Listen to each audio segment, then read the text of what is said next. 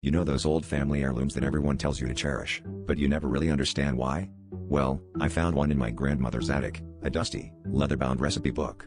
At first glance, it seemed to be filled with ordinary recipes, until I noticed the scribbled notes in the margins. They weren't notes at all, but rather strange incantations mixed in with instructions for stew and pie. One evening, out of sheer curiosity, I decided to try one of these recipes. As I whispered the peculiar words, I felt an icy breeze sweep through the room, despite the windows being firmly shut. The next morning, I awoke to a cacophony of whispers echoing from the walls. They were faint at first, like the rustling of leaves, but soon they grew louder, turning into a chorus of mournful wails. I couldn't shake the feeling that I had awakened something that should have remained asleep. My grandmother had always warned me about meddling with things beyond my understanding, but I never took her seriously, until now. The whispers were relentless, following me from room to room, and their presence was growing stronger with each passing hour. Desperate for answers, I delved deeper into the book, hoping to find a way to reverse what I had done. The pages revealed more than I bargained for, detailing rituals that promised to bind the spirits back to their eternal rest.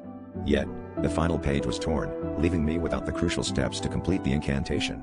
Panic set in as I realized the voices were no longer confined to whispers, they had begun to manifest as shadowy figures that flickered in and out of sight.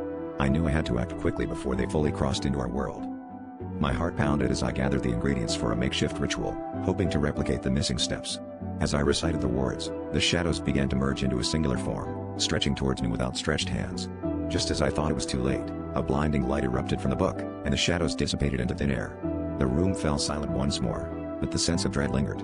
I quickly locked the book away, vowing never to open it again. But I can still feel the chill every now and then, a reminder of the secrets that should remain buried.